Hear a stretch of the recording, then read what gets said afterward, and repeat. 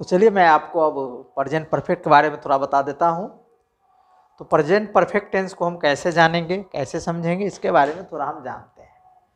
देखिए present perfect tense, PRESENT, present perfect tense. अब इसके बारे में हम समझेंगे। हम लोगों ने सिंपल प्रेजेंट के बारे में समझा, प्रेजेंट कंटिन्यूअस के बारे में समझा, अब हम प्रेजेंट परफेक्ट के बारे में समझते हैं। तो इसको हम कैसे पहचानेंगे, इसका भी पहचानने का नियम है। पहचानने का नियम, इसको आप कैसे पहचानिएगा? इसको पहचानने के लिए जिस वाक्य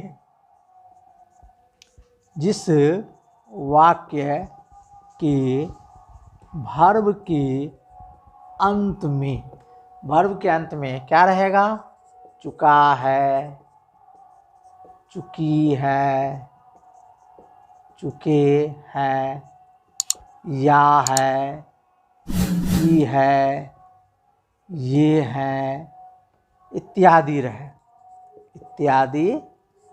रहे उसे प्रेजेंट परफेक्ट में समझते हैं, उसे प्रेजेंट परफेक्ट में समझते हैं।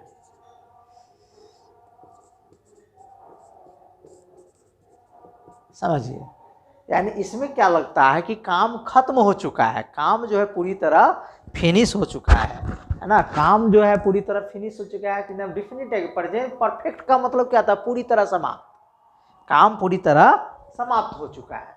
तो इसको हम किसका, जैसे कि राम, एग्जाम्पल में देख लीजिए, राम है ना पटना गया है। देखिए राम पटना गया है, समाप्त हो रहा है कि राम पटना गया है। अब देखिए सीता गाना गा चुकी है, सीता गाना गा चुकी है।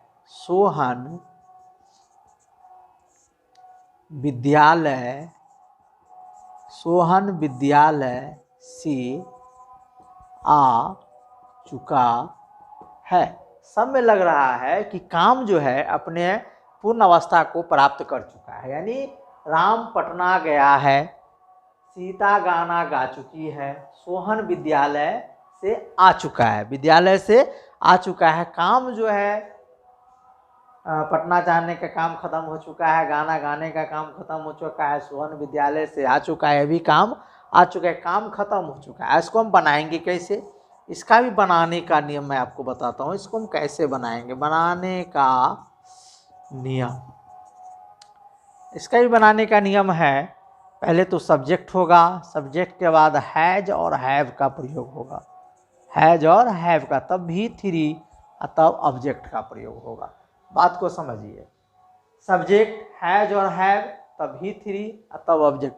हैज का प्रयोग थर्ड पर्सन सिंगुलर नंबर के साथ होता है, ही, सी, इट और एक नाम, बाकी सब के साथ हैव का प्रयोग होगा। मैं पहले ही आपको बता चुका हूँ कि हैज का प्रयोग जहाँ जहाँ इज का प्रयोग हुआ है वहाँ वहाँ हैज का प्रयोग होगा, जहाँ एम का प्रयोग हुआ है या आर का प्रयोग हुआ वहाँ किसका प्रयोग होगा? हैव का प्रयोग। आप सिंपल वे में याद रख सकते हैं कि ही, सी, इट और एक नाम के साथ ही हैव का प्रयोग होगा, इज का हैज का प्रयोग होगा, बाकी सभी के साथ हैव का प्रयोग होगा। और भी थ्री वर्ब का तीसरा रूप आप याद कर लीजिएगा, नहीं तो हैबिचुअली आदत पड़ जाता है। जैसे देखिए गो, वेंट, गॉन, कम, केम, कम, रीड का तीनों फॉर्म एक ही होता है, राइट, रोट, रिटेन, है ना, रीड। तो इसी ढंग से आप देखिएगा, पढ़ते पढ़ते आपको आ जाएगा। तो सब्जेक्ट है, हैज और हैव है, वर्ब का तीसरा रूप है, प्लस ऑब्जेक्ट है। तो राम पटना गया है, तो यहाँ जाएगा राम, क्या हो जाएगा? राम। राम के साथ किसका प्रयोग होगा? राम के साथ हैज का प्रयोग होगा, क्योंकि राम अकेला है। Ram has gone to Patna, Ram has gone to Patna, यानी राम पटना गया है ना। गो, वेंट, गॉन, गो का जो तीसरा फॉर्म होता है क्या होता है? गॉन होता है, गो, वेंट, गॉन। सीता गाना गा चुकी है, तो क्या हो जाएगा? सीता हैज, सिंग, सेंग, संग, सिंग का जो तीसरा फॉर्म होता है वह होता है संग। तो सीता हैज संग ए सॉन्ग, सीता हैज संग a song.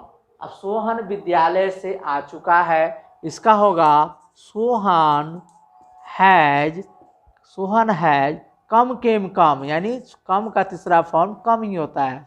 Sohan has come from school, from school कहाँ से आया है, स्कूल से आया। यहाँ पे प्रीपोजिशन का प्रयोग हो गया, कम फ्रॉम स्कूल, सोहन विद्यालय से आ चुका है। अब जस्ट फॉर इसका हम निगेटिव बनाते हैं, ज़्यादा टाइम नहीं लेंगे आपका, ज़्यादा लंबा वीडियो हो जाएगा।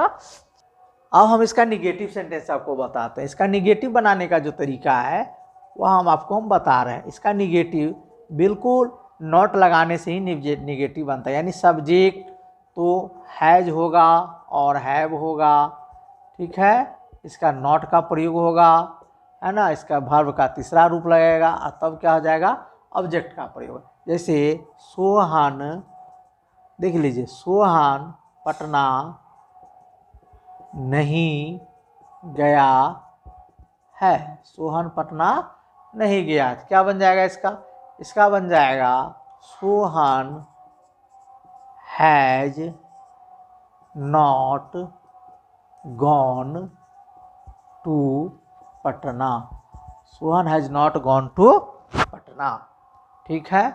इस ढंग से हम इस सेंटेंस को हम अच्छे ढंग से निगेटिव इसका हम बना सकते हैं। इसी प्रकार इसका हम इंट्रोगेटिव बनाते हैं। इंट्रोगेटिव भी बहुत आसानी से हम बना सकते हैं, इंट्रोगेटिव भी हम आसानी से बना सकते हैं। इंट्रोगेटिव में भी दो तरह का इसका इंट्रोगेटिव होता है, पहले ही मैं आपको बता चुका हूँ। इसका इंट्रोगेटिव जी होता है एस नो क्वेश्चन होता है, और एक होता है स्टेटमेंट क्वेश्चन होता है। अगर यस नो क्वेश्चन होता है उसका हाँ या ना में जवाब होता है। क्या आप पत्र लिख चुके हैं, क्या आप पत्र लिख चुके हैं। देखिए, क्या आप पत्र लिख चुके, इसका जवाब या तो हाँ में होगा नहीं तो ना में होगा। और दूसरा सेंटेंस पर भी ध्यान देते हैं कि आप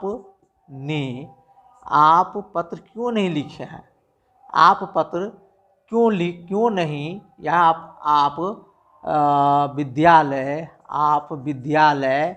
क्यों नहीं गए हैं, आप विद्यालय क्यों नहीं गए हैं। देखिए, ध्यान दीजिए वाक्य पर, वहाँ कह रहा है क्या आप पत्र लिख चुके हैं, यहाँ कहता है आप विद्यालय क्यों नहीं गए हैं। तो दोनों में अंतर क्या है, डिफरेंस बिटवीन टू सेंटेंस, दोनों में अंतर है। इसका जवाब हम यस या नो में देंगे और इसका जवाब हम स्टेटमेंट में देंगे। अगर क्वेश्चन हमसे पूछा है कि आप विद्यालय क्यों नहीं गए हैं, क्या आप विद्यालय गए हैं, तो हम नहीं गए हैं। तब पूछेगा आप विद्यालय क्यों नहीं गए हैं, तो इसका स्टेटमेंट में जवाब होगा कुछ न कुछ कि मैं बीमार हो गया था या मुझे कहीं जाना था जिसके कारण मैं विद्यालय नहीं गया।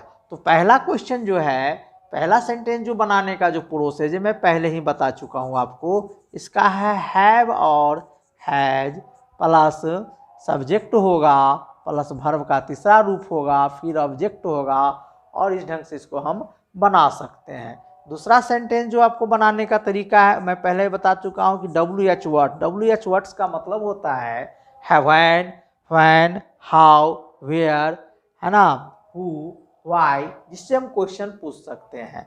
और उसके बाद जो होगा हैज और हैव का प्रयोग होगा, तब सब्जेक्ट का प्रयोग होगा। किसका प्रयोग होगा, सब्जेक्ट का। अगर कहीं कहीं आपको नॉट लगा हुआ यानी निगेटिव सेंटेंस लगा हुआ हो तो हम नॉट का प्रयोग करेंगे। और उसके बाद जो होता है इसके बाद वर्ब 3 का प्रयोग होगा और तब क्या हो जाएगा, ऑब्जेक्ट का प्रयोग होगा। तो इस दोनों सेंटेंस को हम बड़ी ही आसानी से बना सकते हैं। जैसे नंबर 1 में जो सेंटेंस आपको दिया गया है एक में, उसका जो हम बनाते हैं क्या आप पत्र लिख चुके हैं, तो इसका बनेगा have you written a letter, have you written a letter, यानी राइट रोट रिटेन, राइट का तीसरा फॉर्म क्या होता है, रिटेन होता है। तो have you written a letter, क्या आप पत्र लिख चुके हैं। इसी तरह दूसरा सेंटेंस हम बनाते हैं कि आप विद्यालय क्यों नहीं गए हैं। इसका बनेगा why have you not, why have you not gone to school, gone to school, why have you not gone to school. तो बच्चे समझ रहे हैं आप कि हम जो टेंस पढ़ेंगे तो टेंस पढ़ने के बाद हम साधारण बोलचाल की जो भाषाएं होती है, आपस में बात करने का जो तरीका होता है, बहुत हद तक इसको हम बोल सकते हैं और बहुत ही आसानी से इस चीज़ को हम टेंस को हम पढ़ सकते हैं। टेंस अगर जान लेते हैं आप तो टेंस के बाद ही आप एक्टिव पैसिव बना सकते हैं, टेंस के बाद ही आप नरेशन बना सकते हैं। बहुत सारा चीज़ जो ग्रामर का जो आगे आपको पढ़ना है वो बिना टेंस की सहायता से आप नहीं पढ़ सकते हैं। टेंस जानना आपके लिए बेहद ही जरूरी है। तो आप इस ढंग से हमने आज आपको बताए, प्रेजेंट कंटिन्यूअस के बारे में बता दिया, प्रेजेंट परफेक्ट के बारे में बता दिया। प्रेजेंट परफेक्ट के बारे में मैंने बताया कि चुका है, चुकी है, चुके हैं, यानी काम लगाता है कि काम खत्म हो गया है, तो उस सेंटेंस में उसको हम समझते हैं कि वह प्रेजेंट परफेक्ट में है। तो उस परिस्थिति में हम कैसे बनाएंगे, इसका स्ट्रक्चर भी मैंने बता दिया कि निगेटिव सेंटेंस बनाने का भी स्ट्रक्चर बता दिया मैं, इंट्रोगेटिव सेंटेंस बनाने का भी स्ट्रक्चर आपको बता दिया कि इंट्रोगेटिव सेंटेंस हम कैसे बनाएंगे। दो तरह का इंट्रोगेटिव सेंटेंस होता है, जिसका यस नो में जवाब हो उसको हम यस नो में जिसका जवाब हो उसको हम इस ढंग से बना सकते हैं, और जिसका है ना स्टेटमेंट में जवाब हो उसको हम WH वर्ड्स वाले जो फॉर्मूला है जो मैंने आपको बताया है इसकी सहायता से आप बना सकते हैं। तो इस प्रकार हम फिर कल मिलेंगे प्रेजेंट परफेक्ट कंटिन्यूअस के साथ। तो मैं प्रेजेंट परफेक्ट कंटिन्यूअस को ख़त्म करूँगा कल। तो इसमें कुछ सेंटेंस हैव हैज के प्रयोग में कुछ चीज़ और आता है, जैसे कोई सामान आपके पास कहता है ना, उसके पास 3 कलम थे, ही हैज़ 3 पेन्स, तो वहाँ भी हम हैज और हैव का प्रयोग करते हैं। मेरे पास समय नहीं, I have no time, I have no time, है ना, उसके पास समय नहीं, हैज नो टाइम। तो कहने का मतलब है कि जहाँ पर आर्टिकल नहीं लगता है वहाँ पर हम नो का प्रयोग करते हैं, जहाँ आर्टिकल लगता है वहाँ पर हम नॉट का प्रयोग करते हैं। जैसे उसके पास 4 कलम नहीं है ना, तो क्या करते हैं, ही हैज़ नॉट 4 पेन, है ना, मेरे पास 4 कलम नहीं है, तो हाँ नो भी लगा सकते, नो 4 पेन।